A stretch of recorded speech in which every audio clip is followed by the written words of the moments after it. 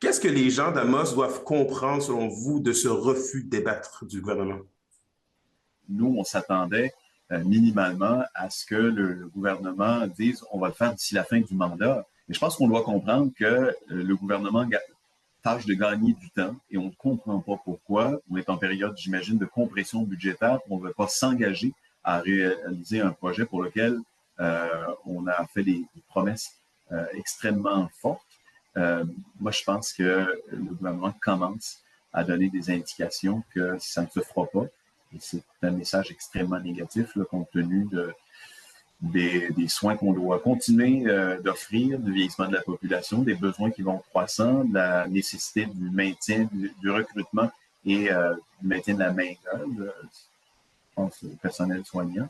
Alors, tout ça, c'est un message négatif et contradictoire à la pétition qui actuellement est sur le site de l'Assemblée nationale qui dit pas mal la même chose que ce qu'on proposait ce matin. Puis vous me devancez un peu sur moi sur la question, puis je trouve ça intéressant que vous le dites, là, dans le sens que est-ce que les gens d'Amos devraient commencer à envisager à faire une croix sur ce projet-là, du moins pour un horizon de 2 ans, parce qu'on parle quand même de délai après délai. Les gens l'attendent, là, cet hôpital-là.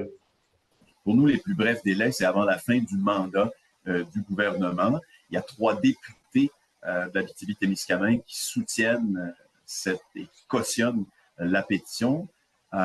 Donc, le gouvernement, aujourd'hui, reporte à plus tard un engagement formel de le faire d'ici la fin de leur mandat. C'est un signal très négatif. Mais maintenant, la population, elle, ne peut pas baisser les bras. Elle doit continuer de manifester ces attentes-là, ce besoin, et rappeler les députés à leurs engagements et le gouvernement, parce que on ne peut pas accepter que un gouvernement, qu'un parti politique fasse des promesses à tort et à travers, puis ensuite ne livre pas la marchandise. Il y a des étapes qui ont été franchies, je le répète.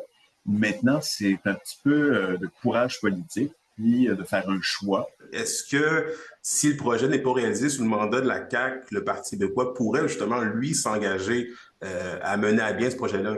Je pense qu'il faut faire les choses dans, comment dire, dans un calendrier ordonné.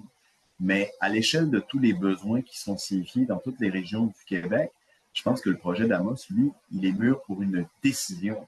Moi, je m'attendrais à ce que le gouvernement actuel prenne la décision, auquel, s'il s'y refuse, mais évidemment, ça va faire partie des priorités d'un prochain gouvernement, quel qu'il soit. Puis on souhaite évidemment que le Parti québécois de notre côté qui puisse remplir les engagements du gouvernement précédent. C'est un peu absurde d'en parler aujourd'hui, là.